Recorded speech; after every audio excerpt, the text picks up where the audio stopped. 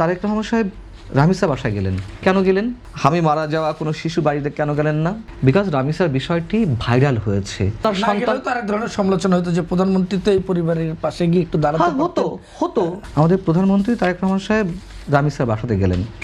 রামিসার বিষয়ে কোনো কিছু নতুন করে বলার নেই। তাকে যেভাবে পাশবিক নির্যাতনের পরে হত্যা করা হয়েছে এটা আমরা সবাই জানি। এই চিত্র আমাদের দেশে নতুন কিছু নয়, এর আগেও হচ্ছে। আমার আশঙ্কা আরও হবে। এখন যদি বলছিলাম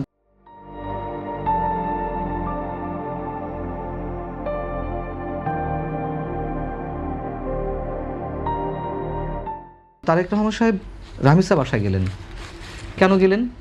আপনাকে আমি একটু প্রশ্ন করি, মানে কেন গেলেন রামিসার বাসায়?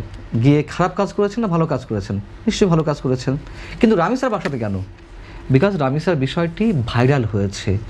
এখন সোশ্যাল মিডিয়ায় বা গণমাধ্যমে যে বিষয়টি ভাইরাল হয়ে ওঠে বা সবার চোখে একটু পড়ে বা সবাইকে নাড়া দেয়, সেইখানে আমাদের রাজনীতিবিদরা বা এলাকার এমপি বা জনপ্রতিনিধি বা প্রধানমন্ত্রীও চলে যান।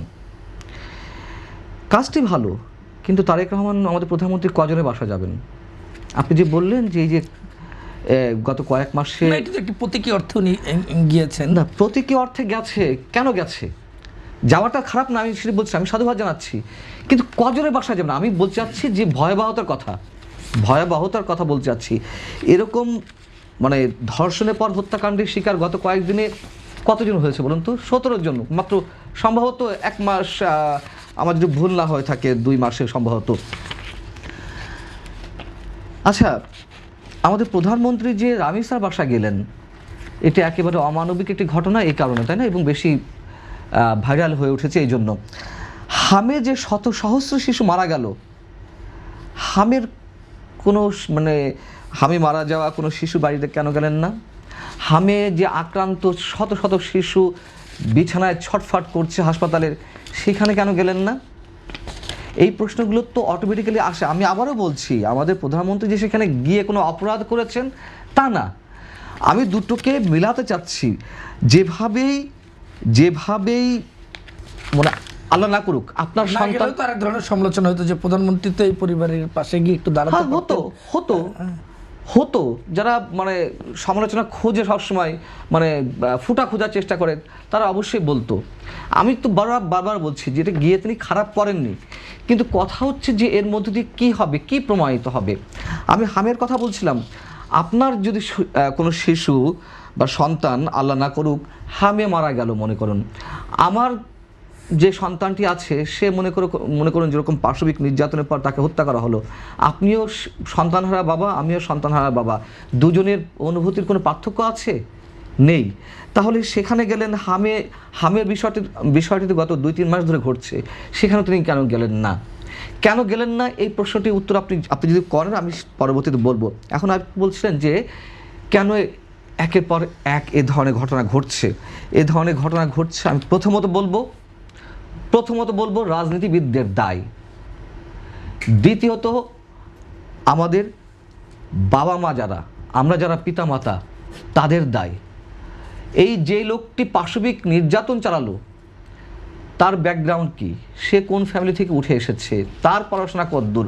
এবং দেখুন, আমি তো মনোবিজ্ঞানী বা সমাজবিজ্ঞানী নই, একজন ক্ষুদ্র সাংবাদিক হিসেবে যতটুকু আমার পড়াশোনা, এর পেছনে অনেক কারণ আছে। সামাজিক মূল্যবোধের অবক্ষয়, পারিবারিক মূল্যবোধের অবক্ষয়, নেশা দ্রব্য, এইগুলো অবাধ যে মানে কি বলে বিক্রি বাট্টার যে সুযোগটি হাতে পাওয়ার সুযোগ, এবং সর্বোপরি যে রাজনৈতিক অস্থিরতা, অর্থনৈতিক অস্থিরতা, আইন শৃঙ্খলা অবনতি সংক্রান্ত যে সমস্যা, এবং সর্বোপরি বিচারহীনতার যে সংস্কৃতি, বলতে গেলে এর পেছনে কারণের অভাব নেই, কিন্তু আপনি দৃষ্টান্তমূলক শাস্তি কাউকে দিতে পারছেন না।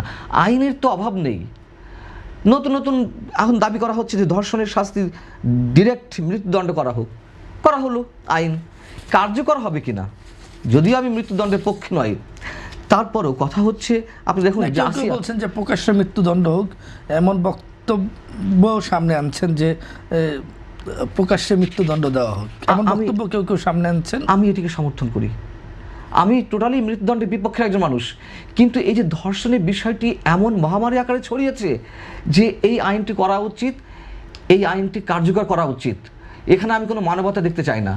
এবং আমাদের স্বরাষ্ট্রমন্ত্রী এখন কি বলল, একজন মানে নিজের স্বীকারোক্তি জবানবন্দি দিচ্ছে যে সে রেপ করেছে, তার ওয়াইফ জবানবন্দি দিল।